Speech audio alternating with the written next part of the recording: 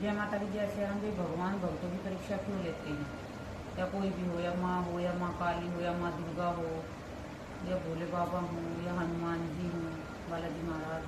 तो ये परीक्षा इसलिए लेते हैं कि जैसे हमें बीमारी देते हैं भक्तों को। बीमार इसलिए करते हैं, कष्ट देते हैं, शरीर में बहुत ज़्यादा पीड़ा कर देते हैं, हर तरह का कष्ट देते हैं कि जो आने वाले कल को ये गद्दी लगाएंगे बच्चे और कोई इनके दरबार में आएगा तो ये उनका दुख दर्द समझ सके। दुख दर्द इसलिए देते हैं ताकि ये दूसरे के दर्द को समझ सके। और दूसरी बात ये है कि जैसे भक्तों के साथ क्या होता है, खूब पैसे होते हैं, सब कुछ होता है, पर जब परीक्षा होती है ना तो ये ऐसी ऐसी परीक्षा हो जाती हैं कि जो तुम्हारा कुछ भी काम चल रहा है ना उसे एकदम ठप कर देते हैं परीक्षाओं में। पर परीक्षा में क्या होता है, काम बंद तो हो जाता है, कुछ भी है, जैसे जॉब लग रही है, जॉब से हट जाओगे, या कुछ अपना दुकान बिजनेस चल रहा है उसमें उससे तुम्हें मतलब नुकसान होने लगेगा। और जैसे कि तुम्हारा कुछ अपना कुछ भी है तो उसमें तुम्हें सब चीज़ में घाटा होने लगेगा एकदम। लेकिन पर माँ ऐसा है, कोई भी भगवान है जो उनसे परीक्षा लेते हैं, मतलब हमारे साथ परीक्षा में ये तो होगा कि हमारे साथ ये चीज़ घटनाएं घट रही है, लेकिन भगवान भूखा नहीं मारने देता है और कर्जा नहीं होने देता है कभी भी। हालत तो बिगाड़ देते हैं, क्योंकि हालत इसलिए बिगाड़ते हैं कि आने वाले समय में तुम्हारे पास कोई इलाज के लिए आएगा तो तुम उनसे ज़्यादा पैसे की डिमांड ना करो, समझ सको कि पैसे की दिक्कत क्या होती है, पैसे की कमी क्या होती है, क्योंकि तुम उससे जूझ चुके हो, तुम्हारे वे सामने आ चुकी हैं ये सारी। भाई जब पैसा नहीं होता तो कैसी हालत हो जाती है, कहाँ से लाए कहाँ से नहीं, दिमाग काम नहीं करता। तो तुम इसलिए भगवान परीक्षा लेते हैं कि तुम आने वाले का दुख दर्द समझ सको, कष्ट समझ सको उनका, क्योंकि ज़्यादा ज़्यादा पैसे लेने लगते हैं बहुत से तो उनके मन में लालच बढ़ने लगता है। इसलिए भगवान पहले परीक्षा ले लेते हैं, फिर भी आदमी नहीं मानता तो ना मानता तो फिर बाद में पता करता है, लेकिन उसका नुकसान फिर बाद में होता है। जो किसी को ऐसे जैसे कोई गरीब आदमी आ गया, गरीब आदमी है, कोई कर्जे पे पैसे लाया है कहीं से, क्या भगत को पता नहीं होता कि ये किस किस तरीके से घर से आया है, किस किस तरीके से पैसे लाया है, और उसे देख के भी अनदेखा करता है ना भगत, तो उसका अंजाम बहुत बुरा होता है भक्त के साथ।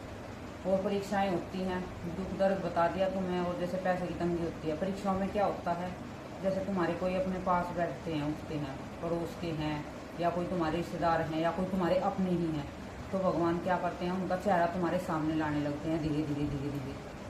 तुम्हारे जैसे उनकी जो भी कुछ उनसे तुमसे छुपाते हैं वे, तो उनकी सच्चाई तुम्हारे सामने धीरे धीरे आने लगेगी, और उनके चेहरों के मुखट्टे उतरने लगेंगे, और तुम्हें उनकी पहचान होगी कि अच्छा है कि बुरा है, हमारे लिए क्या सोचता है, क्या करता है। तुम्हें इसलिए तुम्हें दिखाते हैं उनके चेहरे कि तुम उनसे दूर हो जाओ, ये तुम्हारा जो भी है फ़ायदा ही उठाते हैं। तुम्हें उनसे तुम्हें फ़ायदा नहीं होता, वे बल्कि तुम्हारा फ़ायदा उठाते हैं। तो इसलिए माँ बाबा कोई भी है तो तुम्हें धीरे धीरे अलग कर देते हैं। जैसे तुम्हारे घर परिवार में परीक्षा में क्या होता है, जैसे लेडीज हैं, उनके पति हैं, वे पति गलत रास्ते पे चले जाते हैं, बच्चे हैं गलत रास्ते पे चले जाते हैं, लेकिन फिर भी उन्हें माँ संभाल लेती है, ज़्यादा नहीं, वो बस परीक्षा का थोड़ा सा तुम्हारे धैर्य को आजमाती है। माँ की में कितनी क्षमता है बच्चों में, ये कहाँ तक सहन कर सकते हैं। क्योंकि देखो हम कहीं पर भी जाते हैं, चलो उस पर लगा लो, तुम एक मटका लेने जाते हो मिट्टी का, उसे भी हम बजा के देखते हैं कि कहीं से तिड़क नहीं रहा हो या कहीं से ख़राब ना हो, उसमें पानी डाल के देखते हैं। तो भगवान जब शक्तियाँ देता है तो वे ऐसे ही थोड़ा ना दे देंगे हमें, तो वे आजमाते हैं बच्चों को, उनकी परीक्षाएँ लेते हैं, कठिनाई उनके मार्ग में डाल देते हैं, उनकी अलग अलग तरीके से परीक्षाएँ लेते हैं, ताकि आने वाले समय में ये एक बच्चे संभल सके। कहते हैं ठोकर लग के ही संभलता है इंसान। तो हम जितना जितना भगवान हमारी परीक्षा लेता है, इतने इतने हम मजबूत होते चले जाते हैं, हमें सहने की शक्ति हो जाती है, हर दुखों से कष्टों से लड़ने की हमें सहन शक्ति हो जाती है। और प्रभु जैसे लास्ट में क्या होता है, जब सब हमारे जैसे परीक्षा चली रहती है, परीक्षा ये नहीं कि ख़त्म हो जाती है, परीक्षा तो जब तक गद्दी लगाओगे चलती रहेंगी, फिर कम हो जाती हैं, लेकिन बार बार ये हमारे सामने आती रहेगी परीक्षा, इनको तो भगत को झेलना ही पड़ता है।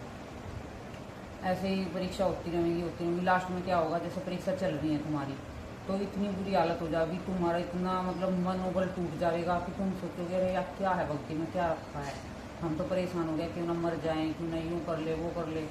लास्ट में जब भक्ति की मतलब ख़त्म होने पर आती है, तुम्हारी इतनी हालत ख़राब हो जाती है, तुम बहुत ज़्यादा परेशान हो जाते हो, तुम दरबार में इधर उधर भटकते हो कि हमारे पास पता नहीं क्या हो गया, हमारे किसी ने कुछ कर दिया है, हमारी शक्ति बांध ली है। तुम इतने इतने परेशान हो जाते हो, जैसे कि अब तुम नीचे से चले हो, जीने पे चढ़ रहे हो, तुम लास्ट की पैड़ी पे जाने वाले हो, तो तुम्हारा क्या है, जैसे तुम हार मान जाते हो तो तुम फिर दोबारा नीचे गिर जाते हो। तो तुम्हें हार नहीं माननी है, परीक्षा तो होती रहेगी, परीक्षा हर किसी की होती है। कोई ऐसा भगत नहीं है जो गद्दी पे बिना परीक्षा के बैठा हो। मेरे तो नज़र में है नहीं, क्योंकि मैंने तो इतनी दुनिया देखी है, बहुत ज़्यादा दिक्कत, परेशान, बीमार, सब तरीके उनसे गुजरना पड़ता है उन्हें। जब लास्ट में जाकर उन्हें फिर भी पता क्या होता है, भगत कभी भी ठीक नहीं रहता है, क्योंकि वो दुनिया आती है, उनके साथ भूत प्रेत सब चीज़ आती हैं, वे दुखों का निवारण करते हैं। माध्यम तो वे होते हैं, करते तो भगवान है, लेकिन माध्यम तो होते हैं जो गद्दी पे बैठते हैं। तो दुख कष्ट उनके शरीर को भी आता है, एकदम चंगा तो रहता नहीं है भगत।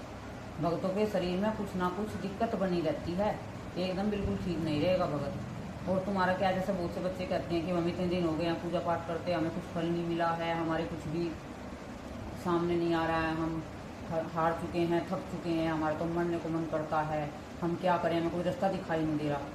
तुम अपने डटे रहो, जो तुम्हारा तुमने संकल्प लिया है पूजा पाठ का, भक्ति का, तुम उसे करते रहो, बिल्कुल भी पीछे मत हटो। एक दिन तुम्हारी पक्का जीत होगी लास्ट में, लेकिन तुम्हें सब्र करना होगा, जगह जगह नहीं भटकना होगा। अपने तुम्हें क्या है, जो भी तुम कर रहे हो उसी पे ही विश्वास करना होगा। माँ पे या बाबा पे, जिस पे भक्ति कर रहे हो उन पे विश्वास तुम्हारा पक्का होना चाहिए कि माँ, दुख भी तुम्हारे हैं और सुख भी तुम्हारे हैं, जो तुम चाहो जैसा करो, तुम्हारी मर्जी। तुम दुख देव तो हम तो तुम्हारे बच्चे हैं, तुम्हारी शरण में पड़े हैं, सुख देव तो तुम्हारी मर्जी माँ। बस अब तो हमने आपका माँ आपके चरण पकड़ लिए हैं, आप तो हम आपके चरण छोड़ने वाले नहीं है, चाहे आप कुछ भी करो, मौत भी दोगी तो हमें वो भी मंजूर है। तो इस तरह तुम्हारा विश्वास पक्का होना चाहिए, फिर तुम परीक्षा में बहुत जल्दी पास हो जाते हो। हर किसी के पास परीक्षा आती है बेटा, ये नहीं है कि भगत जो गद्दी पे बैठे हैं कि वैसे ही बैठे हैं। एक बच्चे का आया था कमेंट कि मैं बहुत दिन से पूजा पाठ कर रहा हूँ, जब तब कर रहा हूँ, लेकिन मुझे कोई लाभ नहीं मिल रहा, कभी कुछ दिखाई नहीं देता।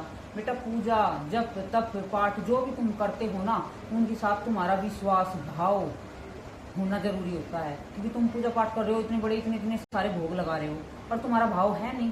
तुम तो एक मतलब जिद पैड़े हुए कि हमें माता रानी की कृपा चाहिए, मतलब सवारी चाहिए या बाबा की सवारी चाहिए। ऐसा नहीं बेटा, तुम्हें ना माँ की मर्जी होगी तो दे देगी, ना होगी तो ना सही। तुम्हें क्या है, निस्वार्थ प्रेम करना है माँ से।